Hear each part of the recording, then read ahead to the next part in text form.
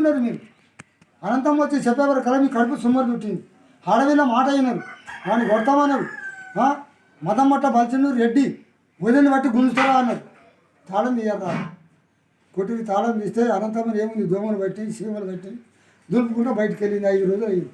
అన్నం లేదు, ఏంది అన్నం తింటలేదు. ఒక చోట నిలబెట్టింది మరి తిని అనంతమ్మని. ఏమిరా బిడ్డ గుమస్తారు, మరి మీరు చెప్తారా ఈ తగు నేను చెప్పుదా. అమ్మ సాక్షిగా న్యాయం చేస్తున్నావు, నువ్వు లక్షణమ్మ దుర్సా అనేది నువ్వే చెప్పాలి తగు. ఖురాన్ చూస్తున్నది, ఆ ఖురాన్లో అన్నీ అనుకుంటున్నాయి. వెళ్ళిన మాటలు మరిదన్న మాటలు.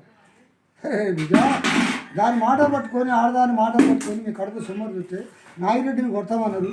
వాడి సకలం చూసింది, రూపురేఖ చూసింది, వాడే రమ్మన్నది.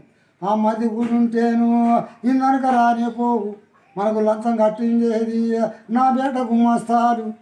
అనంతమ్మ రమ్మన్నదిరా వాడి సక్కదరము చూసి దిగ్గున లేసిందేది 2 చెంపరాయించింది. ఏమనంతమని జమాపదమని కాడుమోత అక్కగారు ఆడి బుద్ధి అపర బుద్ధి నా బుద్ధి గడ్డి తిన్నది ఓ అక్క లక్షణమ్మ. కాడుమోత అక్కగారు 2 చెంపదెబ్బ తిన్నా 5 రోజులు ఖైదు చేసిరా. నేనే రమ్మన్నా. మధ్య చక్కదనం చూసినా రూపురేఖ చూసినా మది వచ్చినట్టయితే ఈ నరక రానిపో. నా మది నన్ను కూడలేదు, నీకు వచ్చి లంచం పెట్టమాట వాస్తాను. ఎట్టనుండా ఎంత పని చేసినావు, ఆ తమామని చంపినవు. పెద్ద నాగిరెడ్డి నీ పెనిమిటి తెచ్చిండు, మరిది కొడుకుతో సమానం. వాడి రమ్మంటావే, నీకు ఇంత బుద్ధి లేదు.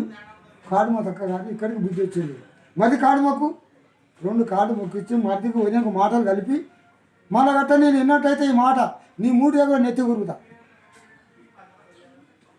శంకుముందు గుర్రం మీద కూసబెట్టి ఊరు చుట్టూ బలారు తిప్పి ఊరి కుత్రాన్ని కొర్రేపిస్తా. కాడుమ తక్క బుద్ధి వచ్చింది. మదిని వదిన మాటలు కలిపి మళ్ళీ మీద కడిగి సాగనంపి సాగినాక మళ్ళా 4 రోజులకు అన్నం తినది. మళ్ళీ ఊట పట్టింది.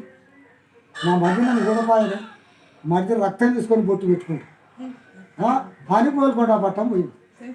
గోల్కొండ పట్టం బాజా నా బాబు నిజామల్లి తుర్కాని దగ్గరికి పోతున్నా లంచానికి ఆశపడతాడు తుర్కోడు. నా మధ్యని తీసుకొచ్చి తలకొస్తాడు అని గోల్కొండ పట్టం పోయిందో పోయిన వాళ్ళు లంచం కట్టింది. ఇదేనా మీ నాయకులు మీరు కథలు చెప్పేది.